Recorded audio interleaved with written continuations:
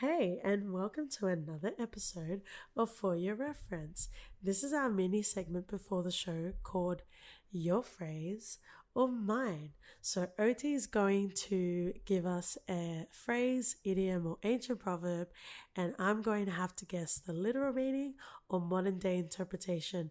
Prize is choosing the next week's episode.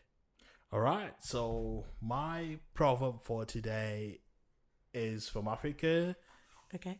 Nothing specific about where it originates in Africa, but here we go. Sugarcane is sweetest at its joint.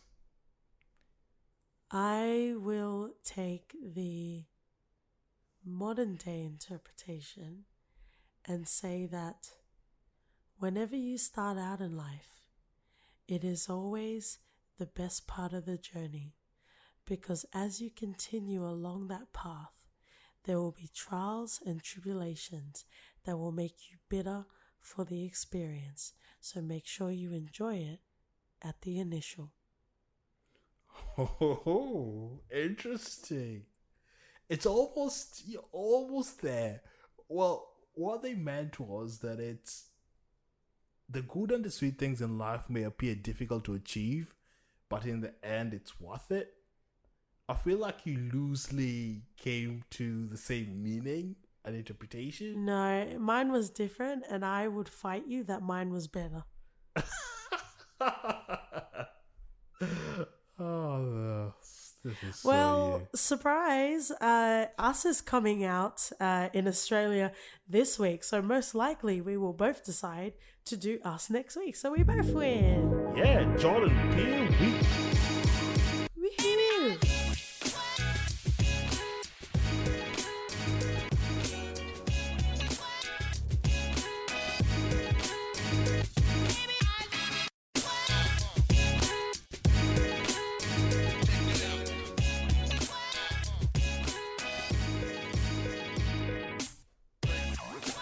Hello, welcome to For Your Reference podcast with your co-host KT. And OT.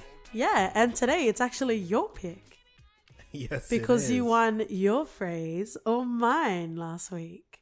Yeah, I did. Yes, and what will we be talking about today, sir? We'll be talking about La Casa de Papel, also known as Money Heist. Oh, you don't even need me here. We can pack up and go home. Yep. Okay, so that's our pick for this week. It has been out since 2017. This is a Spanish TV show based around Money Heist, obviously. It was acquired by Netflix last year, and they split the one limited series into two parts. And they've also confirmed last year that they will be having a third part released sometime this year. Oh, very nice. So we'll definitely be referring you guys when that date is actually known. But, you know, for anyone that hasn't come across this show, welcome. We won't go into spoilers just yet. This show pretty much surrounds the all-encompassing El Profesor. And he pretty much bands together pretty much people that specialize in what he's looking for the long prepared multiple day assault on the Royal Mint of Spain. Okay, so very exciting. 15 episodes so far in the mini series for Money Heist. I thought we'll just quickly go through all of the characters in the series before we start diving into it. If you haven't watched it, go ahead and watch it. I'm pretty sure it's in most Netflixes around the world. It also won an Emmy for Best Drama Series last year, so there are some accolades there. But yeah, definitely check it out. And then once you've watched it, come back to your buddies at For Your Reference and have a good chat with us. So this series actually starts off with a character that's later known as Tokyo. It's really moody, and it starts off with her laying in the bed, musing about life, how she had her once great love and she doesn't have it anymore. And the series starts with her, and it sets the foundation because she's essentially the protagonist and she's also the narrator for the show as well. Yep. We don't really know much about her. We know that she's on the run for some sort of crime, and she's away from her family. So the way that the series starts off is she gets a call from her mother, her grandmother, and she's on her way to meet her when El Profesor intercepts her, and essentially says, you don't know me from a grain of salt, but trust me, you don't want to go there. If someone was to pull up to you on the side of the road and tell you not to go where you're about to go, how would you react? I'd probably trust them. Really? Yeah. I'll just take a detour. No, I won't be going with them. I'll just go somewhere else and see. You would genuinely just trust a random person. Yeah. Because it will be spooky. Otherwise, why would they tell me not to go to go home? Okay, tune in next week for OT Heist, where he gets heisted himself. So the main protagonist is Tokyo. We also have El Profesor, who I mentioned earlier. We also have pretty much everyone that's involved in the heist is named after some sort of city, some sort of iconic place in the world. We've also got Moscow, who's a former miner turned criminal and Denver's father. Solid character. Very solid character. Very solid character. Definitely the patriarchal figure of the show as well. We also have, we might as well talk about Denver. So Denver's the son of Moscow. A bit reckless, but he has a good heart. We've also got Rio, who is very good with a computer.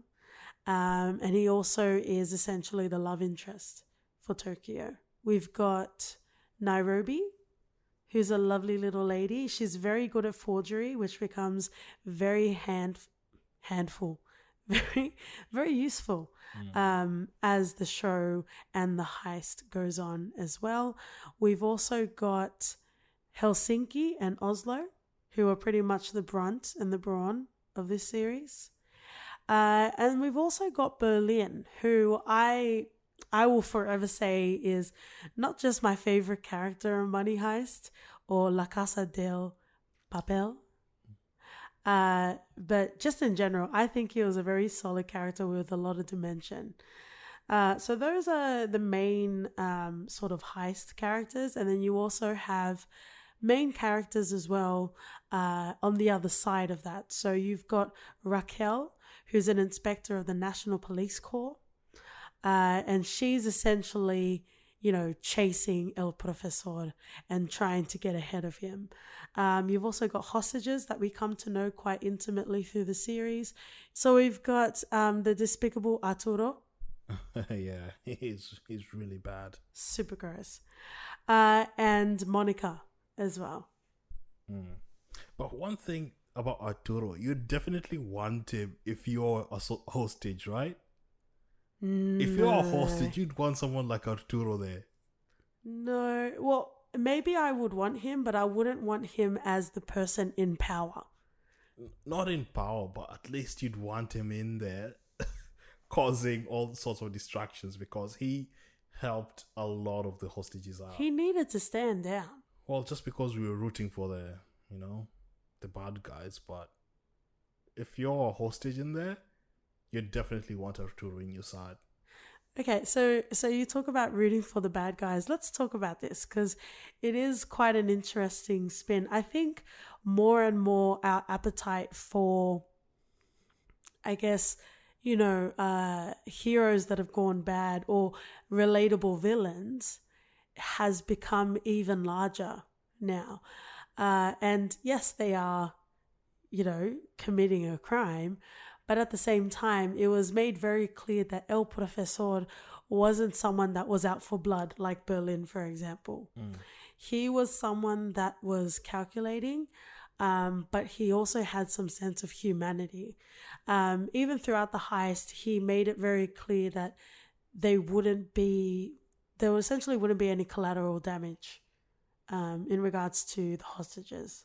Yeah, and that was the plan all along. Like, make it as clean as possible. And as in as much as we know the world, how it works, that's never going to happen. Nothing goes according to plan.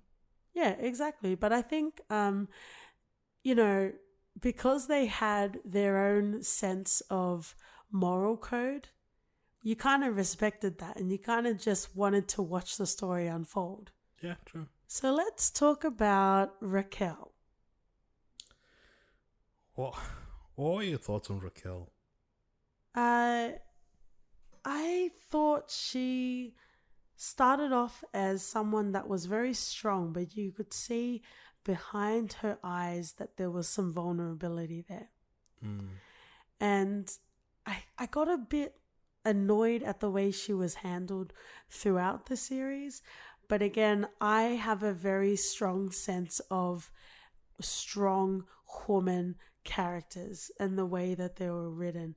I don't like when a strong woman character falls to the whims of a charming man. And I felt that's kind of where her character was going. And there were a lot of examples of where she slipped up. You know, she was becoming reckless and, you know, she essentially took her eyes off the prize. You know what I mean?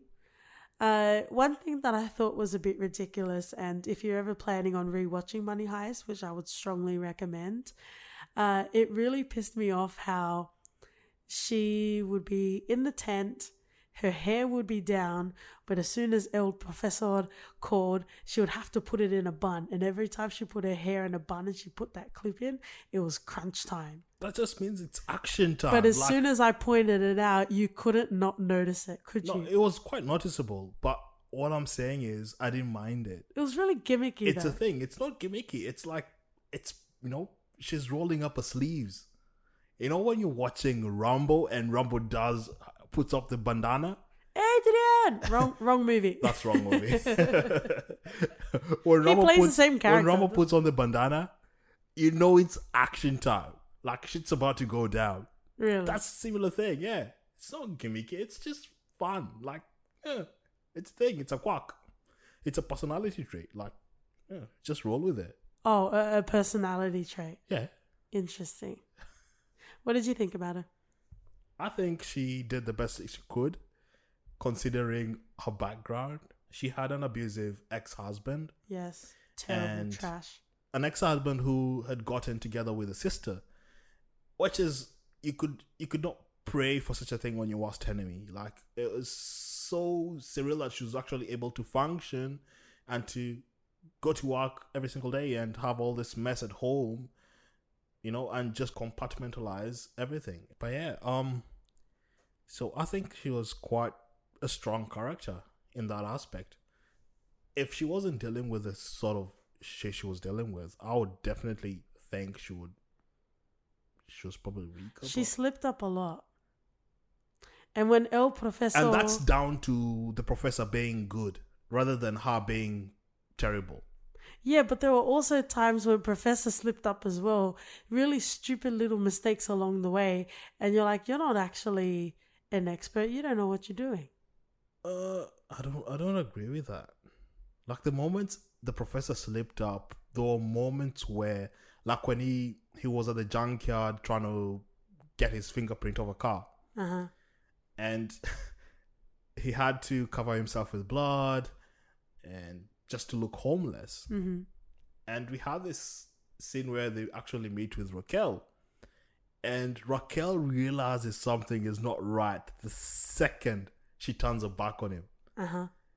And you could see her mind is that fast. Like, she tries to connect the dots like that. And I feel like she was quite solid. Like, any slip up that you may think of, it was more due to the professor just being a half a step forward than her being horrible at a job. You reckon? Yeah. It was quite smart of her to have that little note for Rio. Mm. Because I'm a bit hesitant because we're going into spoiler town, but I guess if you're here, you've watched it and you want to hear the conversation. So let's steamroll ahead. Because arguably, Rio was the weak link, Yeah. right? Yeah. Of all of them. And I'm sure there was a part of you as well that was like, okay, he's about to slip. This is about to go pear-shaped right now. True, but the professor had thought of all these scenarios. They had 6 months to prepare for all this. Mm-hmm. So we have the professor knowing that they'll try to use Rio, and he told Rio, okay, they will try and come at you, like they'll use your parents to try and make you feel like you can surrender. Yeah. And we saw this transpiring when they actually they managed to sneak in a message to the bank about, a message from the parents, and Rio was watching it and he got all emotional, and we thought as an audience at the time, oh, they found a loophole. Bloody hell, they found a loophole. And it was so predictable. We were like, come on, Professor, you could have done better. But it didn't happen like that. And again, even with Allison, the schoolgirl, and how they had all of the phones on the wall, but they managed to transmit photos from there. That was also a slip-up that wasn't accounted for. But that was more down to Denver. You couldn't account for people's stupid mistakes. And Hang on. You were just singing accolades of the professor having 6 months to prepare, but now you're just poo-pooing this? yeah, like, there's no reason why they would have had Allison in that room and allowed her to use a phone for whatever reason that was. Like, it was just stupid.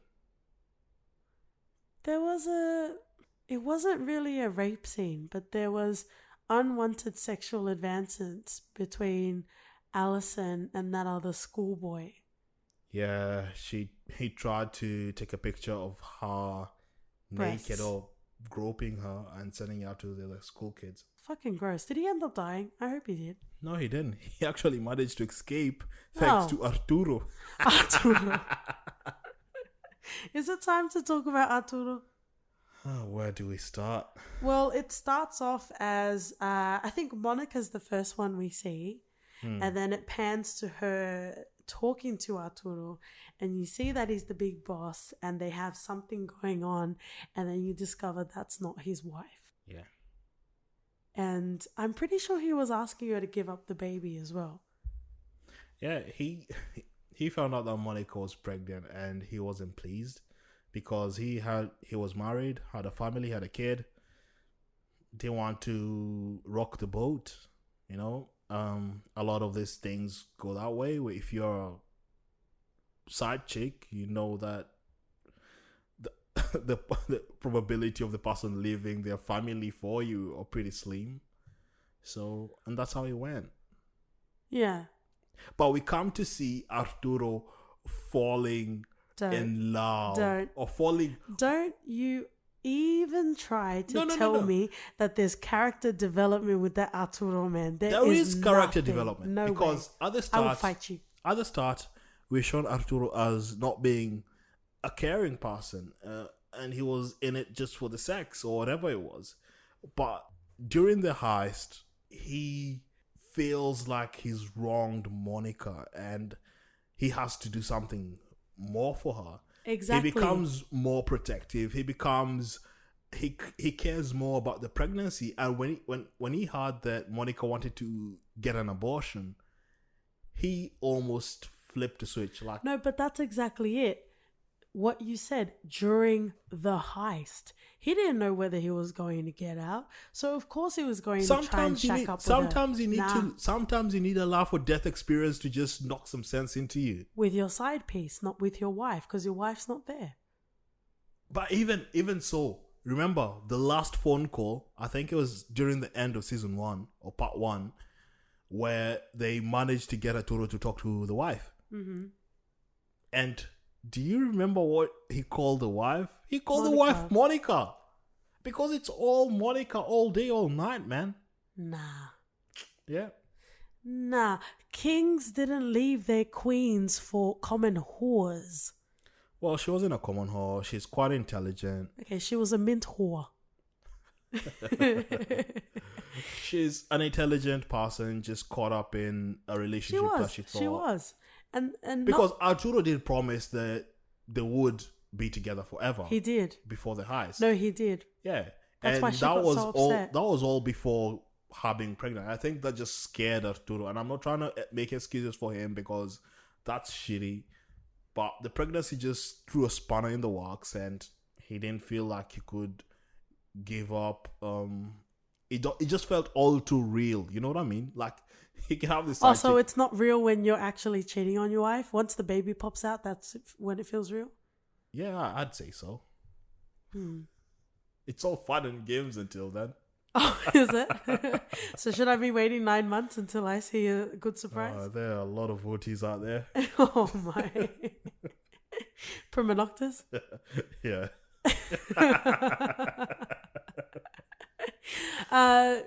We're not the Prima Noctis podcast, and I hope to God there isn't one out there. So let's just leave that to the side for a second. Denver or Moscow? What do you think? Like you said, Moscow is the father in the group, and you could see how everyone respected him. You know, you could get guys that didn't get much respect, like Berlin, even though I think he deserved a whole lot more than he got. Yeah, but he'll get his own section. Yes, to talk about. and Moscow is one of those Fucking love guys, Berlin. and he connected with everyone. He connected with Nairobi, with Tokyo, you know, and he could understand, he could empathize with everyone in the group, and everyone felt like, oh, I can really talk to him.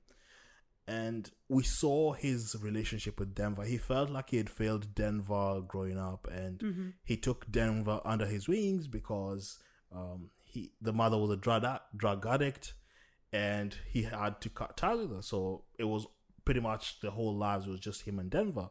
But he had gone to prison for a while, and Denver was left out in the open just to fight for himself. And he regrets this, and he wants to be there for Denver. And that's why he brought Denver into the heist, because Denver initially wasn't meant to be part of this. No. Yeah. Aside from having an extra hand, I'm not sure if Denver had any specialized sort of skill. Not really, but he was quite likable. He was likable. He was a likable punk. Like, you could tell that he pretty much lived his life to, you know, just all frivolity and But he brought his debauchery. street smarts into this as well. You know what he True. lacked in talent, he brought in personality and some thuggery into the group. But he definitely brought some aspect of the street know-how, how to deal with situations if they go awry. Like, he is the man you'd go for when, okay, we need to improvise right now because everything the professor said isn't going according to plan. What do we do? If Berlin wasn't there, Denver is your man. Okay, I think you're pepping him up a bit too much. He's more of a foot soldier. Like, he's efficient in what he does, but I don't think he has that lateral thinking for advising and for strategy. He does. He brings a lot to this in terms of, plot-wise as well, because we see him with Monica and how they build this relationship. So, yeah. Oh, yeah. So he's told by Berlin, go and kill Monica. Yes. Because Monica was trying to smuggle some phone. She was going rogue, yes. Yeah, she was trying to smuggle a phone in a bra or something. And when it rang, and Berlin was like, finish her, Denver. But yeah, Denver couldn't do it. Gladly so, because the father was heartbroken when he thought that he had actually killed Monica. Oh, they kept that secret for so long. They did. I was like, Moscow, your son's an angel. And it hurt Denver not being able to tell the father. Yes. Like, Dad, I couldn't kill her. I can't kill anyone. Man. It's not me. This show was rife with secrets. It really was. Just ready for the picking. just ready for the picking. Moscow and Denver, very, very solid crew. But even Moscow, if again, I am not for milking things for all it's worth, but I would kind of be into watching a prequel of Moscow in his previous life. It'll just be him in jail. That's okay. Oh, you want Ois Espanol? Yeah. Escape at Casa de Papel. Yeah. But yeah, so had a really good father dynamic. How about, because we talked about Moscow being the patriarchal figure.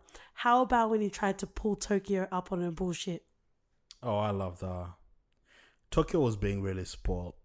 And I feel like if you're watching this and you don't hate Tokyo for the best part of this show, We would love to meet you we would definitely love to because meet you're you. obviously not human. Yeah, because Tokyo frustrates the living hell out of you. She is entitled as.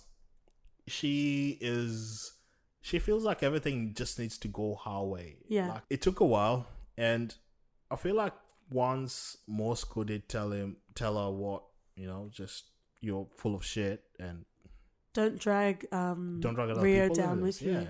Yeah. Because you could tell she clings on to someone and she just can't be alone. She's like one of those people who have never not been in a relationship. Yeah, just Like, jumping from one jumping to from another. one ship to another because you're scared of being left alone with your thoughts. Yeah. Mm. But Tokyo was trash, man. She was like the anti-protagonist, like just because of her unlikability, and the reason why I just couldn't get on any level of relatability with her is I guess her whole mantra was, I've had a shit life, so I'm going to use people as my playthings and I want to do whatever I want, and everyone is collateral damage. I'm pretty sure it was her previous crime before this one. She was in a heist with her boyfriend that she persuaded to do it, and he ended up dying. And that's why she's messed up, because she feels like she failed the boyfriend and she doesn't want to do this again. And I feel like when she was talking with Rio and Rio was trying to get her to commit, she really couldn't because she felt like it's all temporary. Like, Rio's an idiot. Because everyone knows a smart idiot. You can't wife a hoe. Right? I wouldn't go that far. Tucker is just messed up. She's been through a lot and she feels like... No, but she uses... Well, in Rio's example, she uses her sexuality as a weapon. She does. And she uses her vulnerability as a weapon. She does. And that's not right. It's not. And that's not fair. You're preaching to the choir. I'm not trying to defend Tokyo, but we can see towards the end of part 2, she's trying to reconcile all that back. Like, she's fully aware of how she's been and she's trying to be a better person. No, but is she genuinely trying to be a better person? I doubt it. There was also a vulnerable moment between Tokyo and Rio where when they first scouted out the mint, she was talking about how post-coitus, that growing up she would draw a door from which in her childhood she would be able to escape from, essentially. But she would never want to use it and she would only have one chance to use it. But just knowing the door was there was enough for her. And when they went to scout the place, again, post-coitus, she shared this with Rio. And that was later filtered out throughout the show as well. And I guess you get a bit more of a glimpse of Tokyo. But again, I'm not a fan of the way that she manipulates a situation, even in that vulnerability. Yeah, and I feel like the professor should have been aware of what's going on, because one of the mistakes that they made was going to scout the mint, and they were caught on camera together, Dumb. kissing all lovey-dovey. Dumb. And their faces were shown on national TV. Yeah. And we have to talk about the FBI crossing the line between... Yes. Yes. On the roof? Was it on the roof? There was a scene, I'm pretty sure it was on the roof, where they got the innocents to dress in the jumpsuits. And they ended up shooting someone. They shot Arturo. Yeah. Was it on the rooftop? Yeah, it was on the rooftop. Yeah. But what I meant was just, like that's one example of the FBI crossing the line. It was a good example. Like, it's just, to what end? Yeah. They're getting pressure from politicians to get this done. Mm-hmm. But you have to do it right, What's the point of getting an end result and everyone has their hands dirty? But that's like, it's getting really tense and it starts to ramp up and they do the tight shots and then you hear the boom, boom, boom, boom, boom, boom music and you don't know what to do. And Raquel's like, just shoot them, just shoot them. You shoot them and you realize it's Arturo and you're like, oh, we damn did fucked up. But I wasn't that angry because Arturo is terrible. Yeah, you just knew he wouldn't die. Hang on a second. Arturo in his red jumpsuit with the scissors. Oh. It seems like Jordan Peele got some inspiration. and he stabbed Denver in the back. He did. Well, I wouldn't call it a stab, but he attempted. He attempted to stab Denver in the back. He attempted. He's such a weasel. He's such a slippery, slimy character. At every turn. He's the survivor. Like, you'd want to feel you'd be able to handle such a situation like Arturo. You know what? I would respect it if he was competent, but it seemed like he was sloppy, but he still managed to survive. That's not fair. Yeah. He's got 9 lives here. Yeah, it's crazy. It is crazy. Nairobi. Most favorite character in this. She was a slow burn though. And I liked her the minute. No. It might not be her, but I'm just saying there were so many characters to introduce. I kind of didn't really pay attention to her until, further into season 1 is my point. I think I paid attention to her just because her name was Nairobi, but... Kenya in the house. But you could see her... She wasn't the leader, but she didn't scare off responsibility. Sure. And when Berlin was acting up, she'd be the one to bang at Berlin's face, hey, this is not right, you can't do this. Wasn't afraid to pull out a gun and pointing it to anyone that she thought was stepping out of line. She had gall and she was fearless. So her backstory is quite sad. She lost a kid and she's battling to... Well, she's trying to get back to her kid. Yeah, she's trying to get back to her kid. But she had this resilience and she had this fearlessness that was very much to be admired. And, she still has a daughter that she's hoping to go back to, but that doesn't stop her from, as you say, standing up for what's right. She was really the key point in advocating for Allison. Yeah. But, you know what? She was quite close with that. And she only really opened up to Tokyo. Who came and used that and just threw it in her face? The worst person. At that moment, I was like, fucking hell, someone shoot Tokyo. Yeah. It was really disgusting. She's venturing into Joffrey territory. Joffrey from Game of Thrones. Yes. Well, not that hateable, but, somewhere between Skylar and him. Oh, but Nairobi, very solid character. She constantly tried to get in the professor's pants. Yeah, more than once. Why though? He just liked them smart. Oh. There's this thing with glasses and just being smart and geeky. Yeah. You know? It's doing it for me right now. Yeah, I know. I can tell.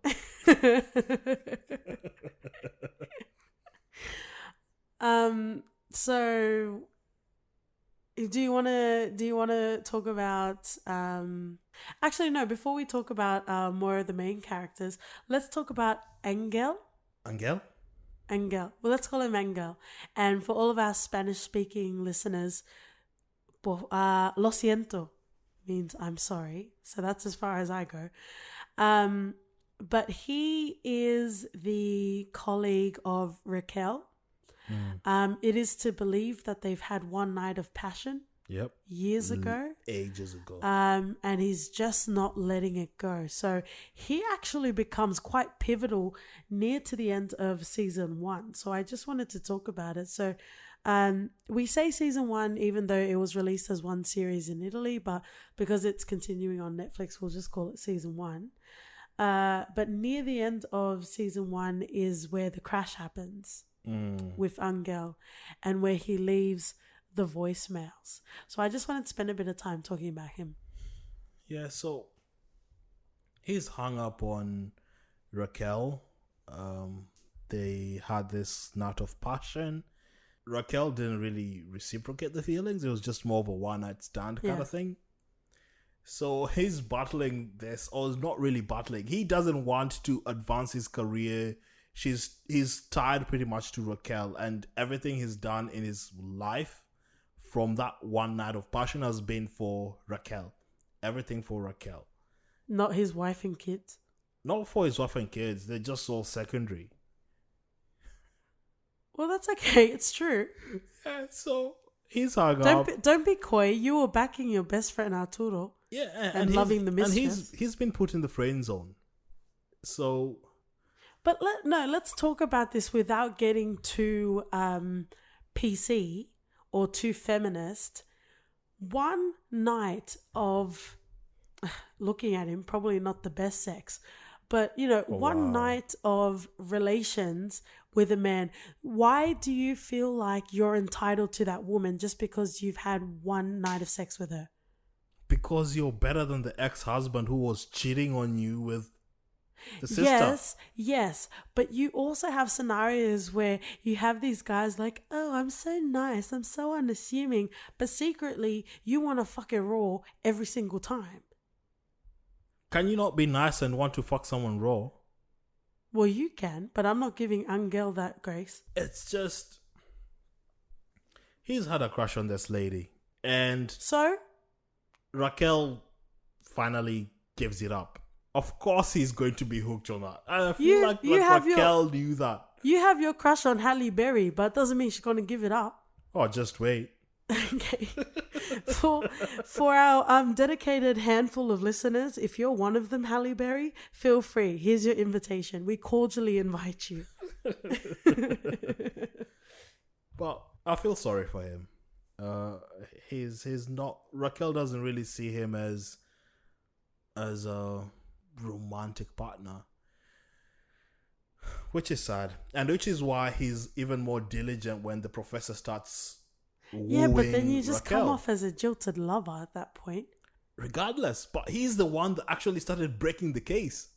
He took a teaspoon from the professor's dingy workshop or whatever you want to call cider. it. Yeah, the cider.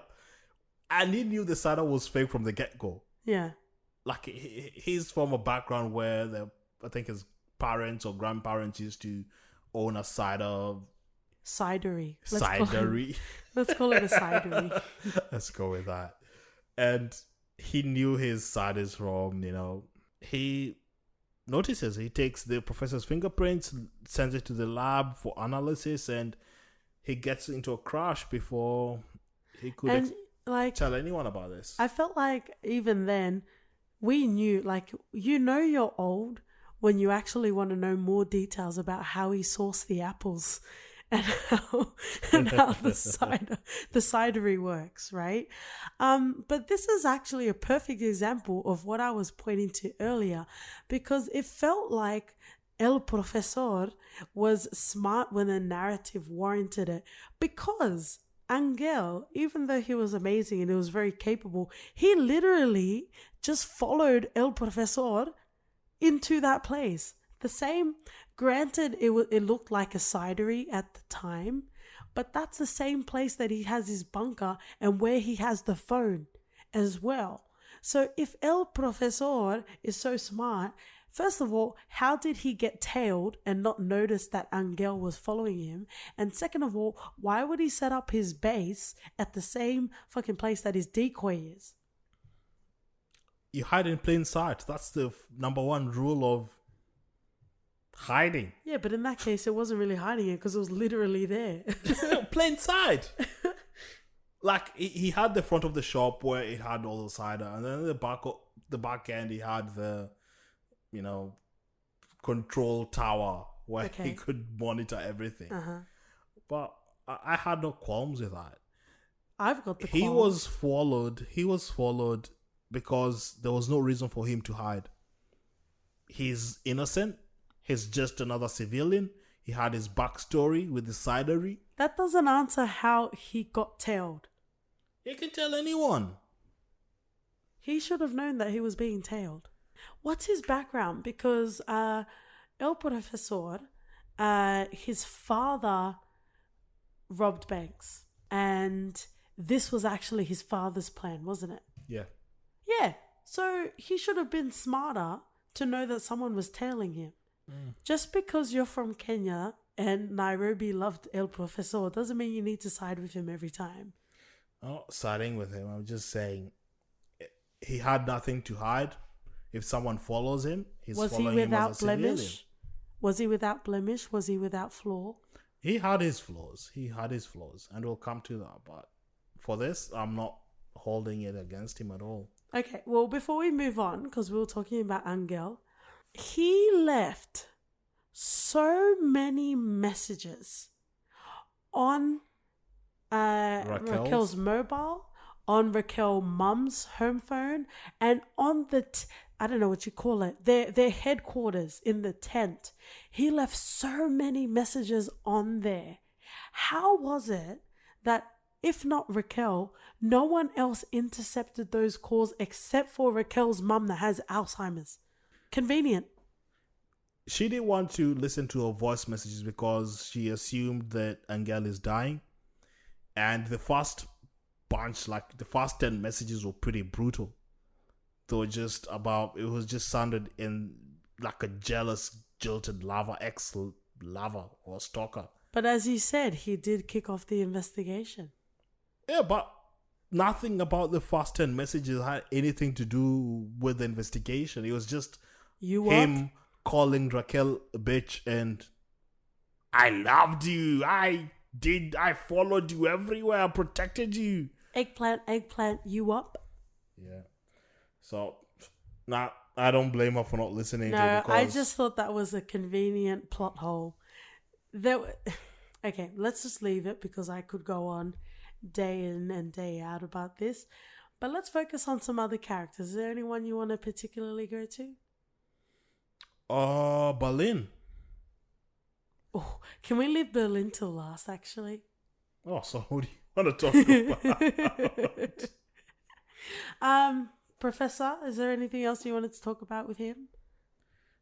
No, we know he's smart. He's had enough time to plan everything through. Obviously to plan most of it through, to connect most of the dots. And he's like Schofield in that fact. Well, less Schofield, but if Schofield had a bad day. Oh. No, but then I don't think Professor really got his hands as dirty as Schofield did. What do you mean? Schofield got... No, I'm saying Professor. He set everything up. He orchestrated all of it, but he wasn't really on the ground for a lot of it. Yeah, true. Schofield would probably have gone into the mint to be part of the action. But in a lot of ways, he's trying to orchestrate all this because he feels like he needs to control the outside aspects of it as well, Mm-hmm. which is understandable and I think which is genius. Yeah. So that when you get information about a piece of evidence out there that needs to be get rid of, you can really just dash there and get rid of it as quickly as possible and make the FBI run around chasing their tails. A side character that we haven't talked about is Allison's teacher. So we have the teacher. Yep. Who's there, and I think she just did what she could do at the moment. She tried to keep the peace, tried to hide the students and trying to keep her safe. When Allison went missing or Allison was taken to another room, she tried to intervene and tried to get her back with the other students, but that didn't work out. But she always was at the forefront of trying to get things happen. And she also tried to liaise with Arturo by, trying to see how they could best escape. So the Sisterhood of the Traveling Scissors. Yup. Alexis Speedell will be proud. To be fair, she was quite brave because, to be a teacher, you've got to have some sort of heart, right? Yeah. But even then, like in a hostage situation, it's very admirable. And I'm assuming the teachers are also underpaid, so it's quite admirable. I think that's probably a universal, which is sad. Yeah. Right? But in that moment, like, it's very admirable that she kept putting the kids' interests in front of her own. Yeah, true. Most of us will all be thinking about number one, And I'm number one, right? He laughed with denial. I think the time has come, kids, for us to talk about Berlin, the best character in this series. Without a doubt, and one of the strongest characters we've seen in any show. You agree with me? Yeah. Well, that's not fun. I thought we were going to fight. Oh, I do not agree. But your duke's up. Pretty much. So, I don't know. I think in time I will be less apprehensive about spoilers. But if you haven't watched Money Heist, we've been quite courteous so far. But you need to dial away now. Okay, so now that they finally left the podcast, all of these minutes in, Berlin, the most solid character in this series, turns out to be the older brother of El Profesor. We should have seen it coming. I saw it coming. How dare you? How dare you, sir? How dare you? I was trying to lump you with one of the plebs as well. But... How dare you besmirch me in my household? Yes, you did see it coming. I didn't. Not from the start, though. Not from the start. So, with Berlin, I don't think it was until maybe mid part 1 or the start of part 2 where we learnt that he was sickly and he needed his daily boosts. Yeah. Because that definitely wasn't revealed at the start of the series. And as the series progressed, we started to learn more and more about Berlin. And not necessarily the cloth that he was cut from, more about the man that he was today in the series. But as we kept talking, and when Professor was talking to Raquel post-coitus, probably more coitus than Game of Thrones at this point. I'm very disappointed. Sorry, guys. I just started watching Game of Thrones, and OT's watched it quite a few times, and I'm very disappointed at the lack of D6 that goes on. But let's get back to La Casa de Papel, or Money Heist. When Professor wasn't really confiding. He was more just by the way, telling his story about his father. So we heard that quite early on, that his father had ambitions beyond his own life, and Professor chose to take it on. So we heard that quite early, but then he continued to give more of himself. And in this particular instance, he talked about how his brother was sickly. And, we have a whole podcast about watching TV and movies, right? In that moment, I just decided to theorize, oh, I bet you any money Berlin is the older brother of Professor. And what happened, babe?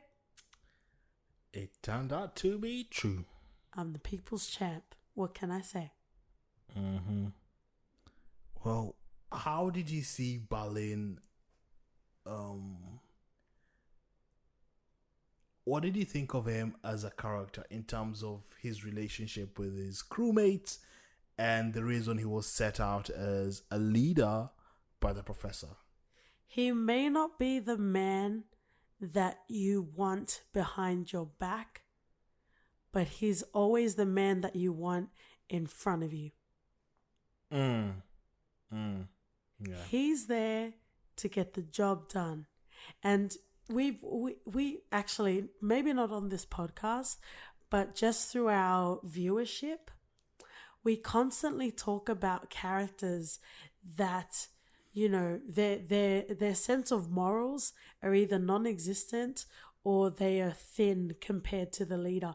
But when you are leading an army or you are ruling a people, you need to have someone on your team that is willing to do anything, to go further than you ever would in order to maintain your rulership. And that is Berlin. He is. Not that he doesn't have emotions or whatever, but everything is a plan and everything is a job to him. Mm-hmm. Regardless of what's happening, the external noises, he just blocks it out. It doesn't matter. Stick to the plan. This is what we do. If it doesn't work, we have plan B and C. And he kept on saying that to the people when they were starting to freak out. The professor hadn't called them in almost 24 hours. It wasn't 24 yet. But Berlin was always there, calm. I've got this. If it doesn't work, we'll do plan B. But I think most of that would also have to be with him being terminally ill. Like, if he was... he was ready to go down in a blaze of glory. Rampage! If he wasn't terminally ill, I feel like he would have turned that down a bit. He wouldn't be I don't think so. You reckon? I don't think so. I feel like Berlin was part Viking and he was ready to die a glorious death. Subtle plug, if you haven't watched that episode of Vikings and you've watched the series so far, go and check it out. Yeah, there's more Ivor the Boneless in this. I'm just going to write this down in my death note. What are you doing in an hour's time? Planning on dying? Nope. No heart attack for me today.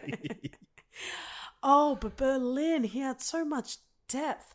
And the way that he ruled was, yes, out of fear, but it was also without question. He was kind of authoritative, yeah. Yeah, he was kind of under the leadership of, I fucking told you what to do.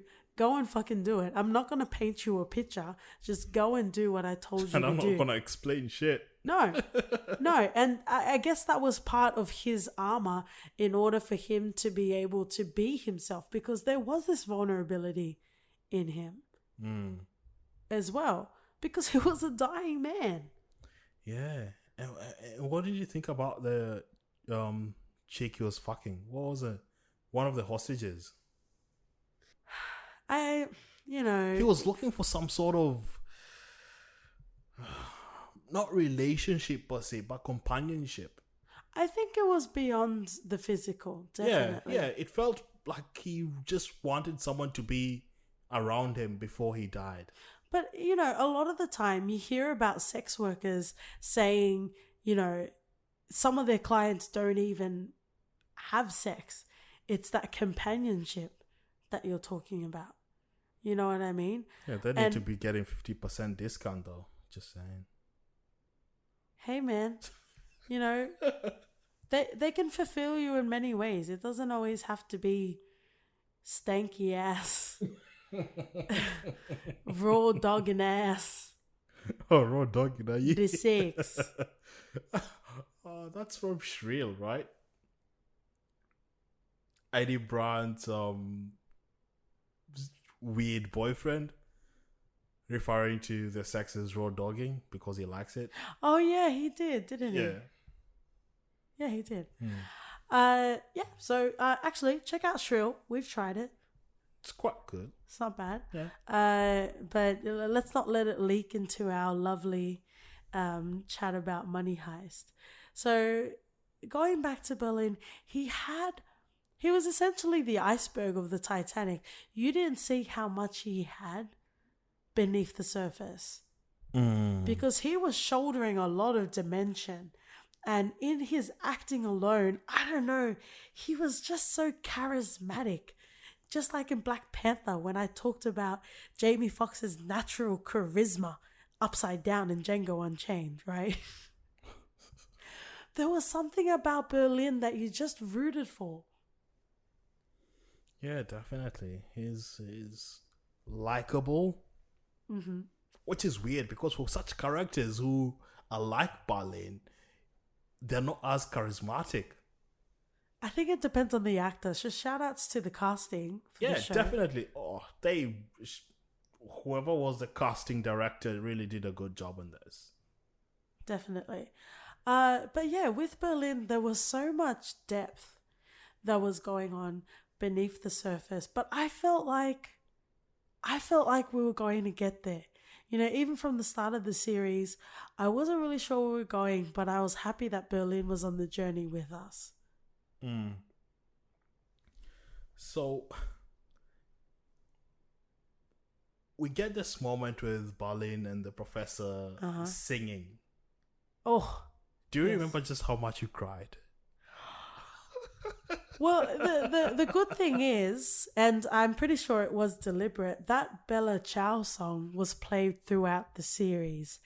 And when they had the reveal between El Profesor and Berlin, it pretty much, so you know, you have this series about El Profesor and the foundation of him trying to realize his father's dream, albeit a criminal one, but he's trying to realize his father's ambitious dream. The Profesor brings all of the people with their expertise together to infiltrate the mint and be able to pull off the biggest heist in history. And you have all along his brother by his side.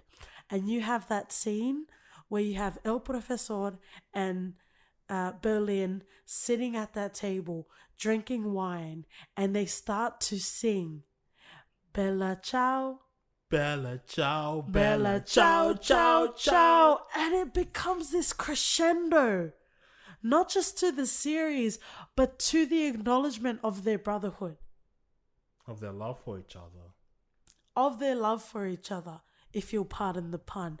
So, according to Wikipedia, this is an anti fascist song that was quite famous. And even once it was re released as a part of this series, it became in the top charts as well.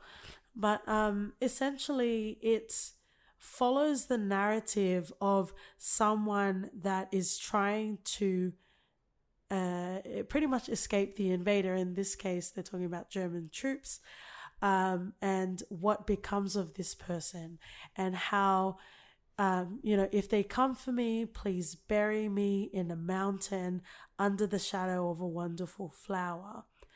And, you know, all of the people passing by will say, "What a wonderful flower." And I just want to read the last verse of that. And this is the flower of the partisan. Goodbye, my beautiful. Goodbye, my beautiful. Goodbye, my beautiful. Goodbye. Dead for our freedom. And this is the flower of the partisan. Dead for our freedom. Mm-mm. That is some strong words. Yeah. Yeah. And it's,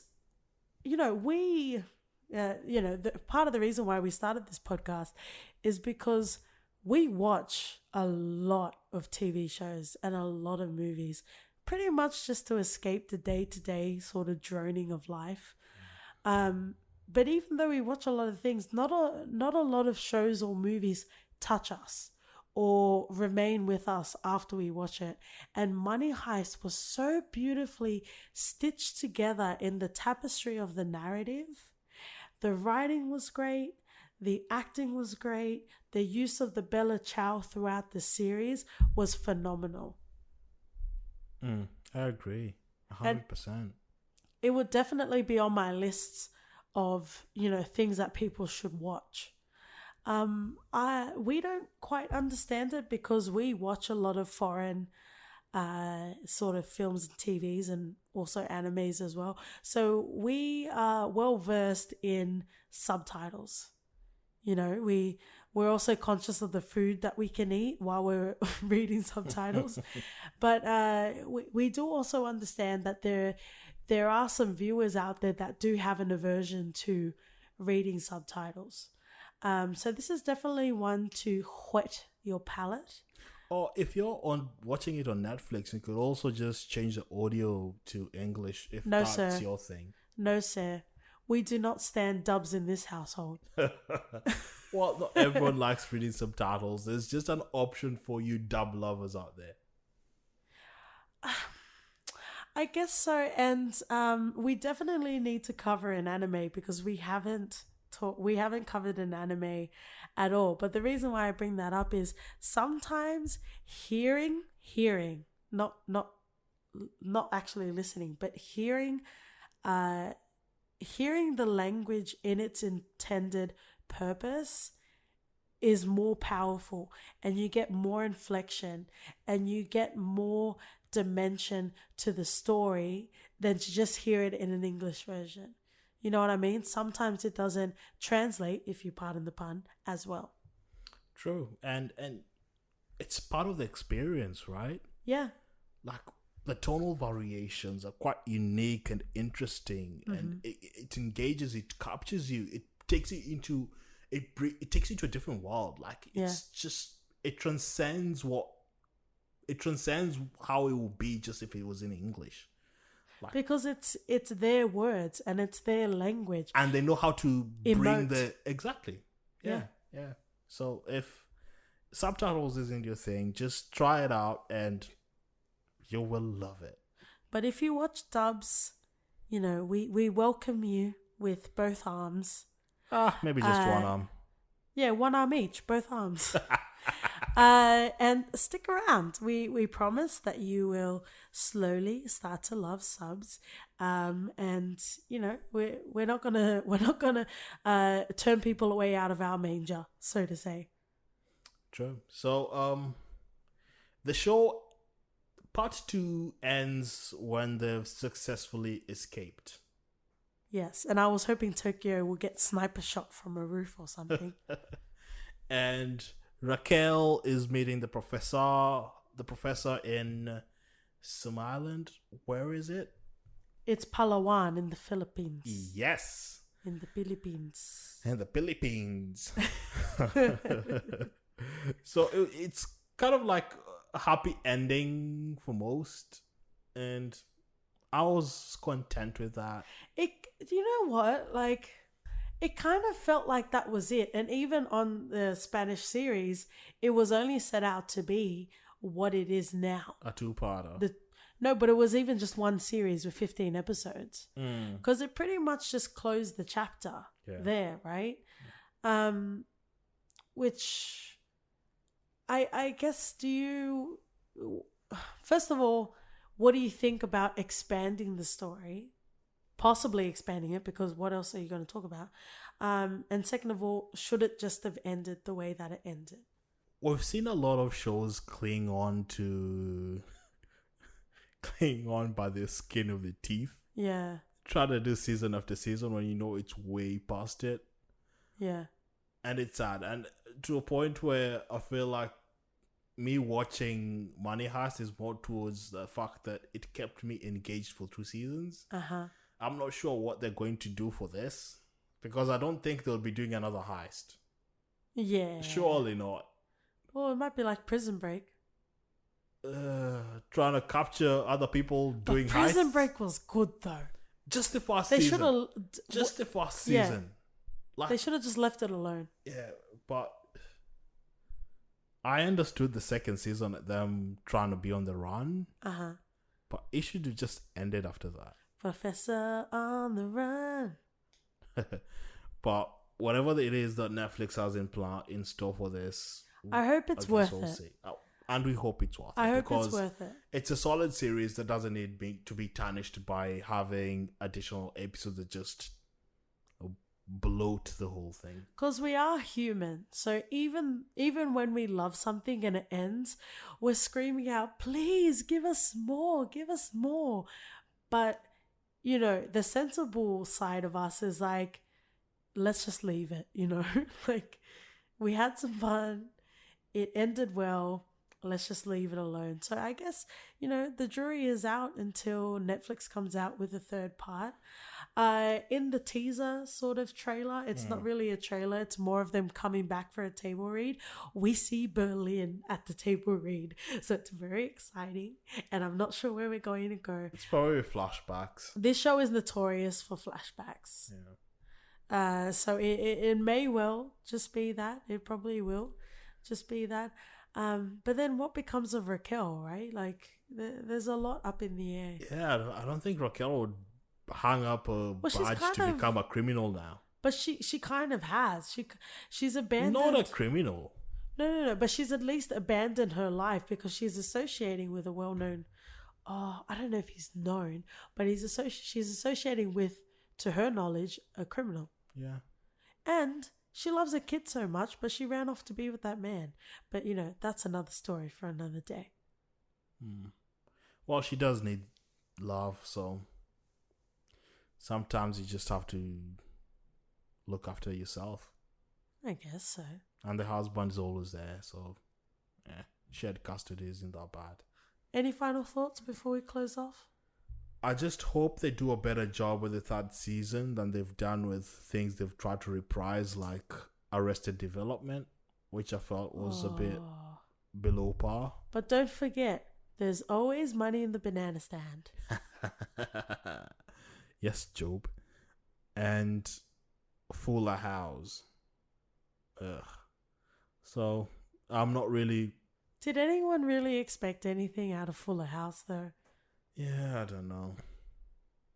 Somehow I expected it to be different, but it is different, but just the same, you know? Like, But nostalgia is nostalgia for a reason. By definition, it's reminiscing on what was, not dredging it back from the past into the present. True. And there are a lot of shows coming back. We have Bel Air coming back. No, I think that was just a fan-made trailer. You reckon? Yeah. No. It's actually happening. Okay, well, you'll be watching that yourself. Stick out for the OT only podcast episode. All right, guys. So let's wrap up with the name of our podcast for your reference. Because we do watch a lot of things. It's essentially our segment to cite our sources or give you suggestions on what you might enjoy watching if you like this or if you didn't like this. I will do the most obvious reference, and that is Prison Break, because you have two protagonists who want to control everything that's happening in the show by thinking of clever ideas, clever plans, and how they interact with members who are not as clever, who are not as smart, and trying to mitigate those situations. So it was definitely something that you need to watch, especially the first season, just for its brilliant writing, and it's one of the most solid seasons that you'll ever see on TV to date. Nice. But in your suggestion, you'll have to watch all seasons of Prison Break, even the terrible ones.